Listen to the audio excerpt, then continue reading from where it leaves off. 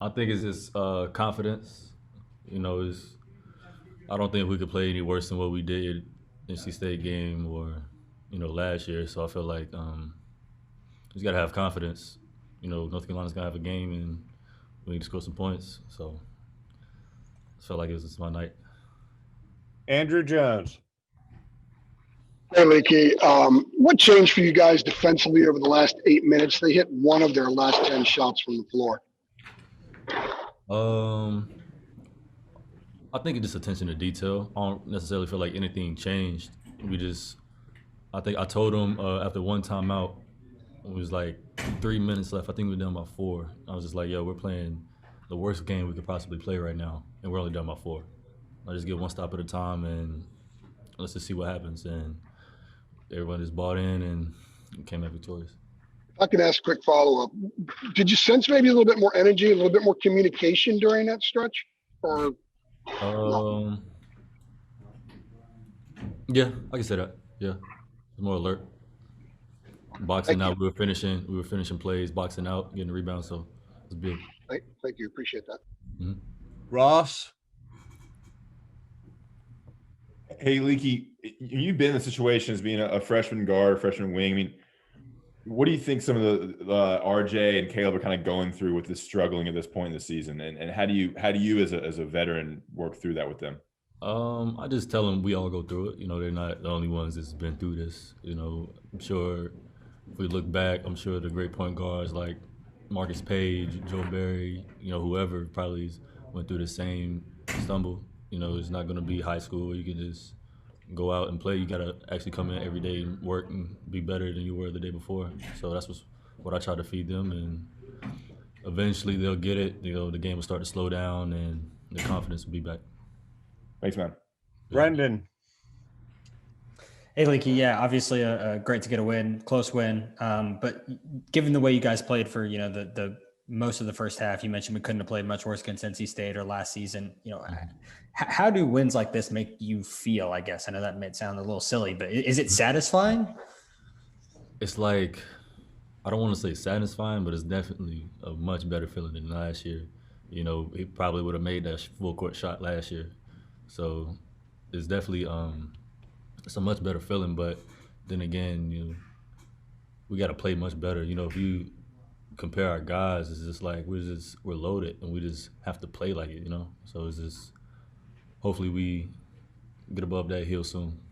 Is there any one thing you can pinpoint as to why they haven't been playing like the loaded team that there's? Um, no, I have no idea. I don't want to say chemistry, just because like we're all, always together. So I'm not sure. Maybe a confidence thing. Just getting out their own heads and just playing. They're good players. Once they get out their own head, it's pretty much simple from that point. Thank you. All right, last one, Adam, and then we'll get Andrew in here momentarily, I think. Hey, Leaky, as you're coming down court there after Miami had tied it at the end, what did you see happening? What did you see developing? As you ended up getting it to Andrew, just can you take us through the play and just what you saw? Oh yeah. I got it, and I was just wanted to go right into fist because we practice that every single day, and that's what we're most comfortable for. I looked down at the post. Pretty sure they were fronted. I tried to get to the other side to get it to him, and then Andrew's guy helped off of him, so I just kicked it to Andrew, and he made a huge play with the floater. So One, or I guess this kind of bleeds together. Was there a part of you when you're in the corner and it's late in the game, you thought Roy might spend one of those timeouts? No, because we usually, with enough time on the clock, we want to go as fast as we can to not let their defense get set. So I knew we were going to push. It's above 7 seconds we push, and usually below 7 we'll call a timeout and set a play up because that's not enough time for the most part. But there was more than 7 seconds, so we pushed it, and I got a shot. And was that the angle you thought you were going to be getting on that shot? No, but I noticed 33, what was his name? Cross was playing G on the top side for most of the game, so I couldn't pass to him easily. And my man was overplaying me in the corner, so I knew I'd be able to drive baseline.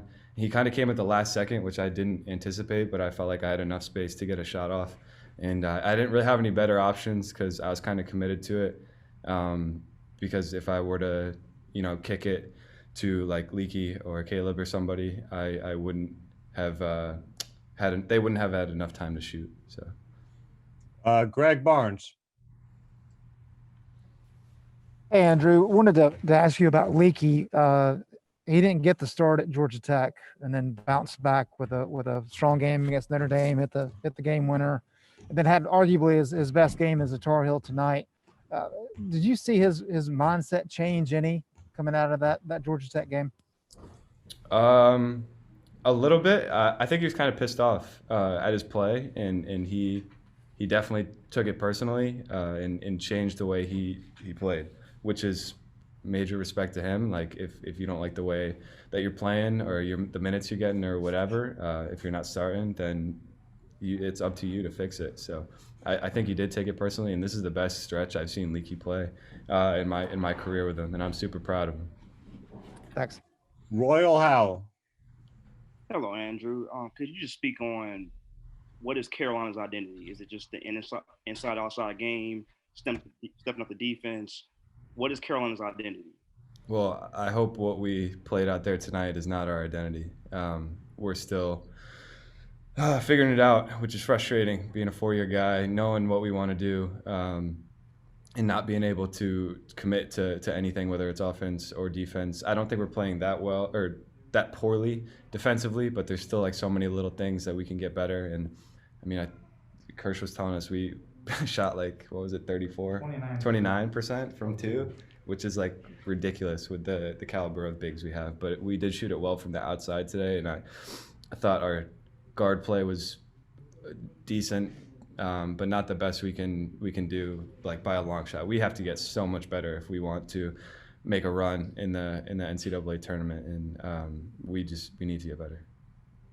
JB. Hey, Andrew, thanks for taking out the time. You mentioned the sloppy play that you guys had. I know you guys were down by 9 at one point in the second half, and you had like 17 turnovers. But what was the key for the comeback as a whole? You talked about the final play, not calling a timeout, and you getting the game winner. But what was the key to the comeback as a whole? We just kept fighting. That's honestly what it boils down to. We had heart and we had grit, and although we didn't play well the entire game, basically, we had enough heart to keep pushing. We knew we were right in it. Every timeout, we kept chipping, like the media timeouts, we kept chipping away at their lead, and we know we dug ourselves this hole and we had to dig ourselves out. So I think we did that really well. We showed some toughness, some resilience. Leaky hit a massive, massive 3 to tie the game, and then I put it away. So we had some guts tonight. Thank you. Andrew Jones. We're running out of time here, but Andrew. Okay, Andrew, in the last 3 games you guys have hit 8 and 9 threes. You're just under 40% in that stretch. Is this more the kind of team you guys can be from the perimeter, or is this maybe just kind of a little bit of an aberration? No, we're really good shooters. I think you put any of us in a gym with anybody in the country, like I think we can outshoot them anywhere. But this is more of what we know we can do, and it's like we don't even have everyone like shooting well. Like Caleb and RJ still aren't shooting at the clip that I know they can get to and that they are going to get to the rest of the season, because we all have confidence in them. But Leaky's been stepping up and hitting some big shots. He had 4 today. I don't think I've ever seen Leaky make 4 threes before. But